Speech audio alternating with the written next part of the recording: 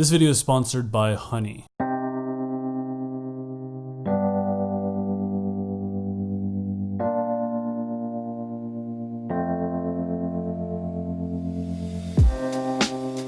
I do occasionally get DMs from people asking me how I manage to get so much done in the day. I'm a software consultant. I have this YouTube channel. I'll first off say that people often think someone's productive on YouTube because of the edit. We all want to show our best selves. It's very hard to show your flaws when you know a bunch of people are watching. That being said, there are a number of frameworks and mindsets that have helped me become productive, or at least attempt to become productive. One of my favorite lines in all of cinema is from Up in the Air. In that movie, he says, "The slower we move, the faster we die," which is to say that in order to get things done, you need to have that vision and you need to have a sense of urgency. I think many people who are interested in productivity content, they get that feeling of existential dread, despair when you stop moving, because when they stop moving, they start dying. I definitely get this. I have found that I'm happiest when I am moving, when I am living, when I am getting things done. And so in an attempt to do this while still being a reasonable person, this is what my schedule looks like.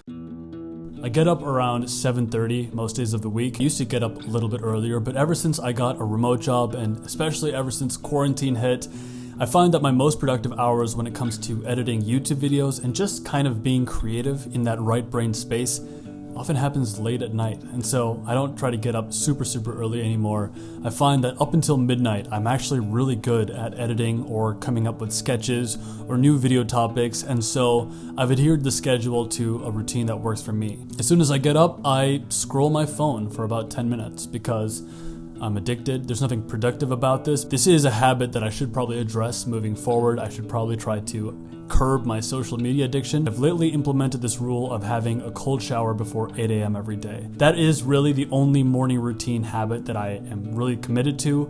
I also usually will go for a run in the morning or make coffee and or meditate, but every morning is different. Every morning has variety in it. I used to try like an hour-long, 2-hour-long morning routine where I would work out every single morning, go for a run, meditate, do affirmations, do a visualization. But I'm finding more and more that as I get older, keeping it simple, keeping it concise is the best way for me to be consistent. By 8:30, I'm at my desk and I try to get 2 things done for half an hour. The first is any sort of email or just random tasks like paying my utility bill. And the second is kind of funny, but I try to buy everything I need. You might notice that we're in a new space. I'm still filling it out, but before the big Rona hit, I actually bought a house, and you just find that a house needs all these little things that you just wouldn't think about, like a fly swatter or a vacuum. And every day I get a bunch of packages and I order new things that I just notice I need in the house.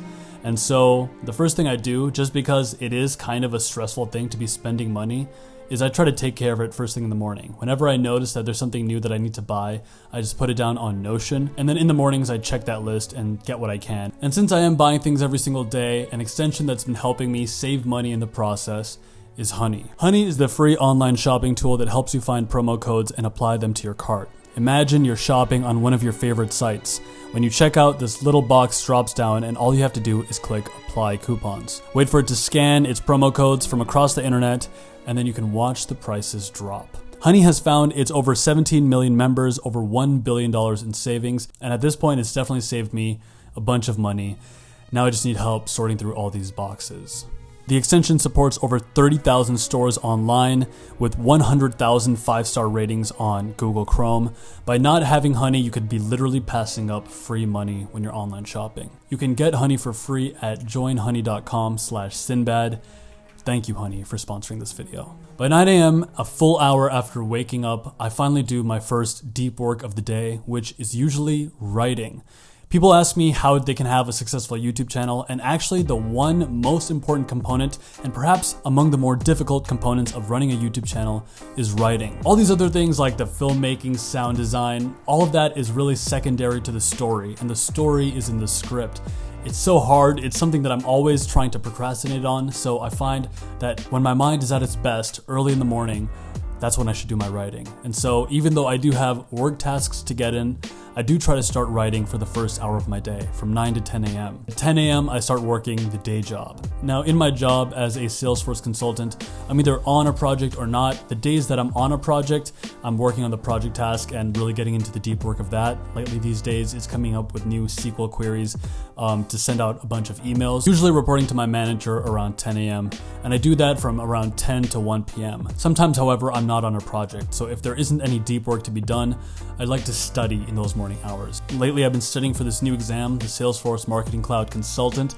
It's very hard. I actually failed it twice this month, so I think I'm gonna take a quick break, like 6 months off until I get more experience and retake it. Cal Newport, the author of the book Deep Work, has said that people only have about 3 or 4 hours per day max of deep work capacity. But I want to make sure that I'm giving my boss the best of my brain capacity. And the morning hours are when I'm at my best in terms of deep work. So that's when I like to do things like studying or working on some really hard problem in Salesforce. As our boy Brian Tracy would say, the more you learn, the more you can earn. And so that's why I do like to prioritize learning on the job. I do practice intermittent fasting, so I try to push my first meal back as much as possible, and I use the coffee to sort of suppress my appetite.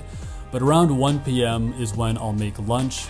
Usually I try to make this fairly healthy, like a tofu, broccoli, mushroom stir fry. Alongside that, I might do like a protein shake. I use Vivo Life protein, but sometimes you gotta be fast about it, so then I'll just have like 3 bagels with cream cheese. By the afternoons, however, after lunch, I'm definitely sluggish from like 1 p.m. to maybe 4 or 5 p.m. And so that's when I try to do things that are important but not intellectually demanding. Things like testing. A YouTuber that I subscribe to is Tech Lead, and I just love how much he hates on people who do testing. I do a decent amount of testing. One of the best books on productivity I've ever read is called How to Be a Productivity Ninja, and the author says this: once you start to focus on your attention levels, you'll start to realize that it's a criminal waste of time to be changing the printer cartridge during a period of proactive attention.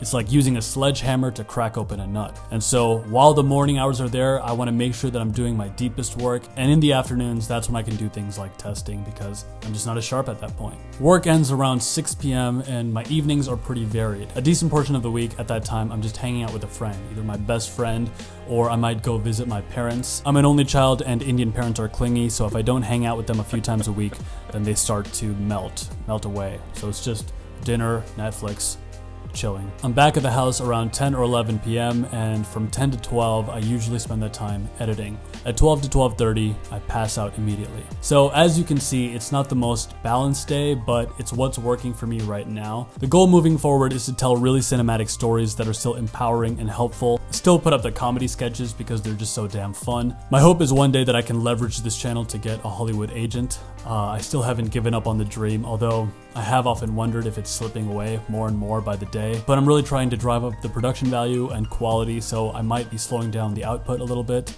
That being said, for those of us who are willing to structure our day in a way that we can feel empowered, helpful, productive, clear, to us I say, greatness is coming. Cheers.